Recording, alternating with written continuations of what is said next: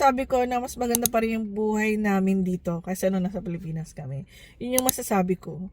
Kahit na sabihin ng mga tao na ang hirap ng buhay ngayon sa Canada, nagtaasan lahat ng bilihin, ganyan, tapos mahal ang renta, mahal ang gas, ganyan. So, hindi lang naman dito sa Canada tumaas, di ba? Pati naman din sa Pilipinas, tsaka sa ibang mga lugar.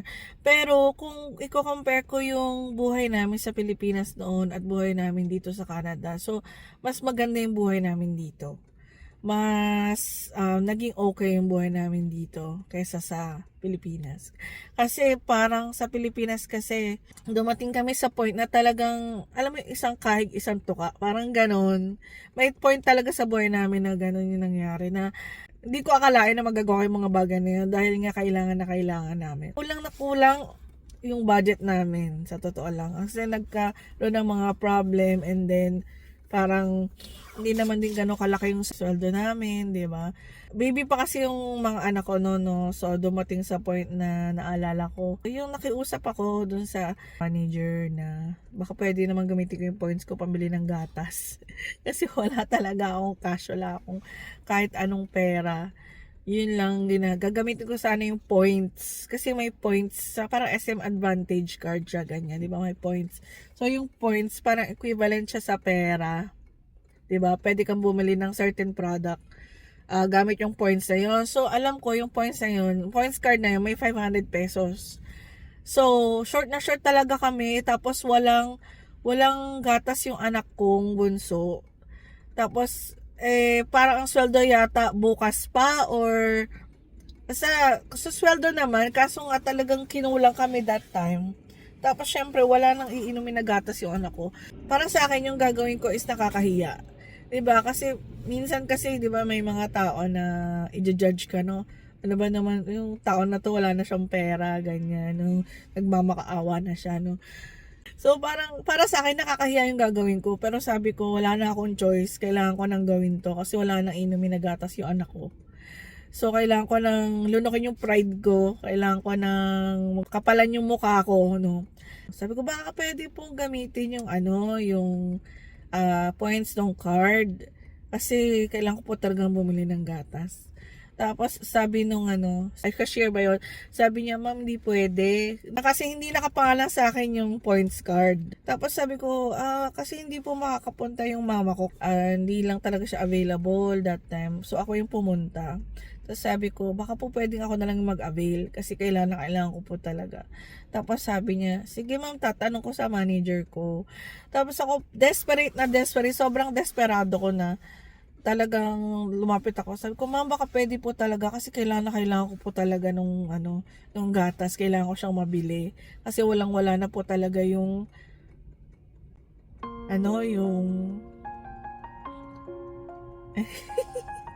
naiiyak ako, ano ba yan?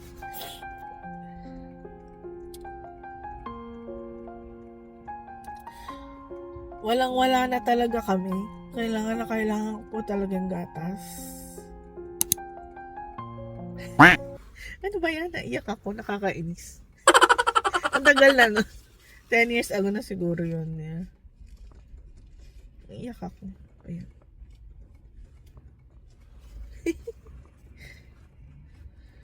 Ay, naka. Wala ko naiyak. Yun, no? So, talagang sabi ko, ma'am, please. Please po, baka pwede naman. Ngayon lang. Kasi kailangan ko po talaga. Kailangan ko bumili ng gatas na anak ko. Kasi talaga alam ko, wala na talaga siya. Kasi wala talaga kaming pera that time. As in, wala talagang perang pambili. Kasi magkano ang gatas sa Pilipinas? Pinakamura na nga yata yung minibili namin na yon. So, hindi ko alam kung may 500 pesos ba. As in, zero talaga. Wala kaming pera, ganyan. That time, kailangan. Nasaktuhan naman na naubos nga ang gatas. So, kailangan sabi ko talaga, ma'am, baka pwede po, please. Mangyak-ngyak na ako dun sa manager. Tapos, siguro naawa siya sa akin, kasi talagang as in, hindi ko lang yung itsura ko siguro na, yung mangyak-ngyak ka na, tapos desperate ka, nagmamakaawa ka na, kasi, parang hindi na rin ako nahiya, kahit may mga tao doon, kasi kailangan ko Tapos, sa isip-isip ko naman din, okay lang naman na, di naman na nila ako ulit makikita. Parang gano'n, or hindi naman nila ako matatandaan kung sino ako. So, hindi ko rin alam, no. Naawa siya siguro sa akin. Sabi niya, sige ma'am, bigay ko na sa inyo. Pero, ngayon lang po mama, kasi hindi po talaga pwede pag hindi kayo yung may-ari ng card. Sabi ko po ma'am, opo, ngayon lang po talaga, promise, kailangan ko lang po talaga, sabi ko. Sabi niya, oh sige ma'am, okay na po, iaano ko na po, sabi ko. Lumawag yung paghinga ko, parang nabunutan ka ng tinik, parang gano'n, kasi sabi ko, thank you Lord, kasi pinagbigyan ako dito sa bagay na to, kasi sobra, kailangan ko talaga. So talagang dumating kami sa point na gano'n, na pati yung naalala ko birthday ni Ricky. Hindi niya makakalimutan yung birthday niya. Kasi walang-wala talaga kami, no. Meron pa rin perang konting-konti lang, as in.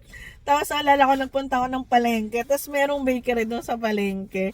Tapos bumili ako ng na hindi na ako nakakain, na kain sana. Bumili ako nung merong mga cake kasi silang binibake, yung maliliit na ganyang cake, ganyan lang, maliliit lang siya na cake. Parang basta cake siya pero super liit lang, as in ang liit-liit niyang na cake. Tapos syempre kahit papaano gusto mo i-celebrate yung birthday, di ba? Gusto namin celebrate birthday ni Ricky. Parang surprise 'yon.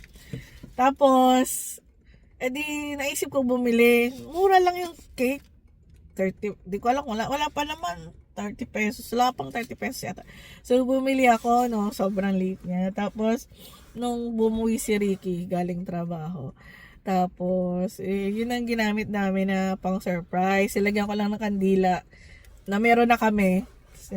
And then yun nga, happy birthday. So surprise namin siya, nagkumanta kami happy birthday. Tapos parang hindi ko alam yung expression niya, hindi ko na matandaan, pero parang ngumiti naman siya, no? Pero parang, alam mo yung parang sakit yung naramdaman niya. Parang naisip niya, ganito na ba talaga yung kaya namin ngayon?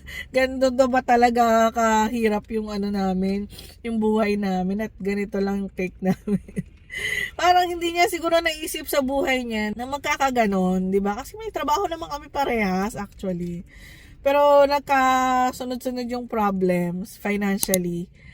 So parang dumating kami sa point na gano'n, no. Pero at least kahit papaano nakapag-celebrate kami, 'di ba? Pero parang realization kay Ricky na parang wait lang, parang syempre as head of the family, 'di ba? Parang padre de pamilya, parang naan yung ego niya. Kasi parang ito ba yung kaya lang namin? Ganito kalit lang. As in cake lang, parang cupcake nga lang siya eh. As in cupcake lang siya. Pero gusto ko lang talaga i-celebrate yung birthday kahit pa paano. So, alam ko natuwa naman siya, pero at the same time, parang nalungkot siya rin, no? Kasi syempre, ayaw mo naman na magkaganon yung family mo, di ba? Pero ako naman sa side ko, naiintindihan ko naman kasi talagang nagkasabay-sabay yung financial problem namin that time na I think tumagal yun ng 6 months. Tumagal yun ng 6 months talaga, na talagang dumadating kami sa point nangungutang kami sa mga namin, sa mga katrabaho namin. Pero binabayaran naman namin siya. Sinasabi namin na pag po sumahod, babayaran na lang namin ulit. Ganyan. Yun, talagang dumating kami sa point na ganon. Tapos sa trabaho din, di ba, may mga tao na ano din kami, no. So, buti na lang may mga nahiraman kami ng pera, pinagkatiwalaan kami, pinahiram kami. And then, dumating naman sa point na nakapagbayad naman kami, no. Kaya, thank you Lord na nakapagbayad kami. Kasi syempre, ayaw naman namin mangutang, tapos di kami magbabayad, di ba? So, parang nakakahiya naman yun. Tapos, kasama mo pa sa trabaho, di ba? Parang, grabe. Kaya, sobrang thankful ako kay God kasi nakarating ako ng Canada. Kasi talagang kahit pa paano nag-upgrade yung buhay namin, no. Hindi na kami mahirap pa rin ang buhay, syempre, no, sakto-sakto lang din. Pero hindi yung kagaya sa Pilipinas na naranasan namin na hindi kami makabili ng kailangan namin pagkain, hindi kami makabili ng pagkain, hindi kami makapag-celebrate pag may birthday, hindi kami makakain sa labas kasi nga kulang yung pera namin. So, thank God naman din naman kami ganoon dito sa Canada. Kahit pa paano, kahit gusto namin kumain sa isang restaurant na medyo parang maganda-gandang restaurant, no, makakakain kami, di ba? At saka, may gusto kang bili na pagkain, mabibili mo talaga kung gusto mo talagang bumili. So, yun yung difference. Napakalaking difference. At saka, at least, afford na namin, no? At saka, thank God talaga dahil yung tintira namin, hindi ganun kalaki yung binabayaran namin na rent per month. Tapos, at least, nakakapag-ipon naman kami kahit papano, no? Kahit pa konti-konti muna, ganyan. Tapos, in the future, gusto ko rin makapag-aral sana or makahanap ng trabaho na malaki-laking sweldo. Yan. So, ngayon kasi minimum lang po yung aking wage. Minimum lang po muna ako kasi nga, mga adjustments, ganyan. Pero, ang goal ko is either makapag-aral ako or makahanap ako ng trabaho na mas malaki yung makukuha ko na sweldo per oras. Yan. So, yun guys, no, yung kwento ko. Alam ko may mga tao na nag-i-struggle din kagaya namin, no, na nasa Pilipinas noon. Pero kung talagang meron kayong goal, meron kayong dream na umahon sa hirap, alam ko na kaya niyo yan, no. Whether mag-iibang bansa kayo, pupunta kayo ng Canada, pupunta kayo ng US, or kung saan man nyo gustong pumunta para maka-earn ng mas malaking pera at magkaroon ng magandang buhay ang family nyo, no? So, kaya nyo yan, talagang anuhan lang pursigihan lang. Talagang kung gusto mo talaga merong paraan di ba? Kung ayaw mo, di ba, may mga dahilan, di ba? So, talagang kung kahit naman nasa Pilipinas ka, alam ko kahit na matataas yung mga bilihin, no, kahit na hindi ganun kalaki yung sahod, pero kung talagang meron kang tiyaga, may effort ka, 'di ba, na ayaw mo lang na nakaupo ka na lang sa bahay, tambay ka, 'di ba? Hangga't kaya mo makahanap na mapagkakakitaan na legal, 'di ba? Na di ka papayag na hanggang dito na lang ba ako, 'di ba?